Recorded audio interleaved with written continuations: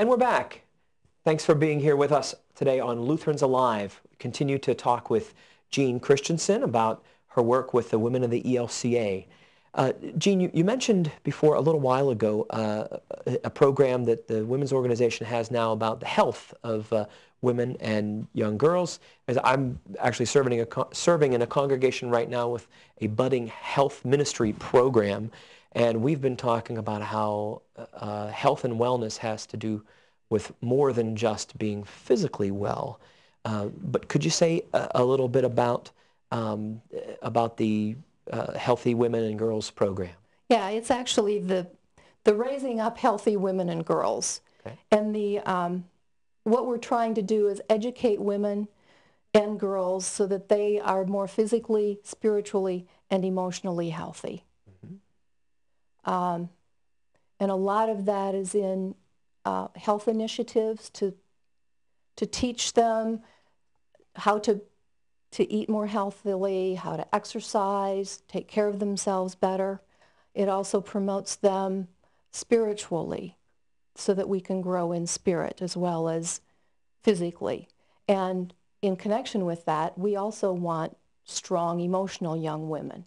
We want to make sure that a lot of the health risks that are happening to women right now aren't going to be passed on down the generations, that we can hopefully eliminate some of the big killers of women, which are heart disease and stroke.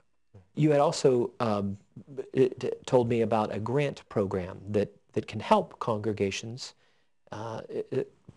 be more proactive in health and wellness ministry.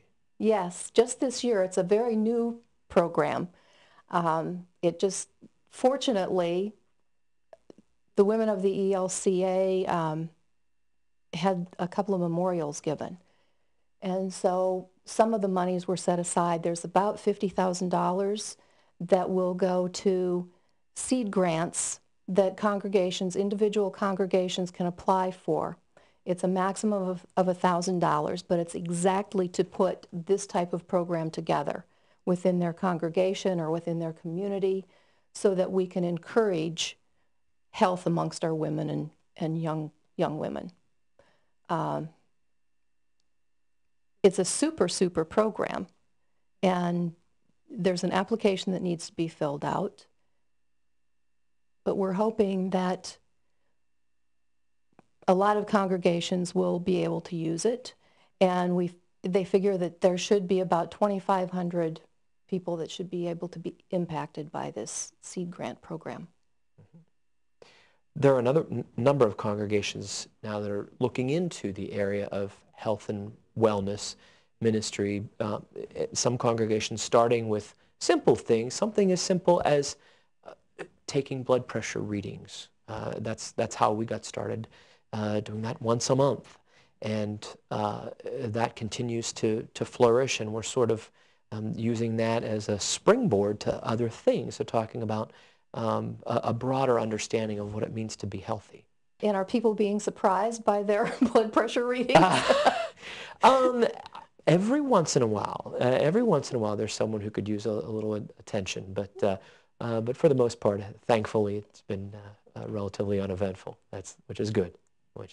Yeah, we've been trying to do things at our conventions, which are in the spring, and our retreats, which are in the fall, to do things like yoga, exercise classes, giving women a lot of different options to exercise physically, doing more educational programs as far as diet. And we're also trying to do some emotional and spiritual work as well, which is a given in women of the ELCA. Certainly gathering around the spiritual matters has always been a strong point. That's been women's Bible studies, women's prayer circles. The support of mission has traditionally for many, many years been a strength of the ministry of our women in the church. Are there other programs that are going on right now that you'd like to say a few words about? There is a program that we encourage congregations to participate in. It's the first Sunday in May. We call it Rachel's Day. And it originated actually in 1994. It was a woman on the west side of Chicago, I believe, felt that children that were falling victim to violence needed to be memorialized within her church. So she went and asked her church if they couldn't memorialize the children in some manner, and the church wound up setting up a small garden on their property, which they called Rachel's Garden. And from there, it was brought to the Triennial Convention in 1996, and a resolution was brought asking that we make that a day to be recognized, that we look at caring for children or memorializing children of violence. And it's expanded and become a time where we try to recognize and to work on, I don't want to say solving, but bringing attention to the fact that children are one of our most vulnerable groups. Absolutely. Absolutely. We need to do a better job of caring for our children. Absolutely. All you need to do is watch the news every night to see that.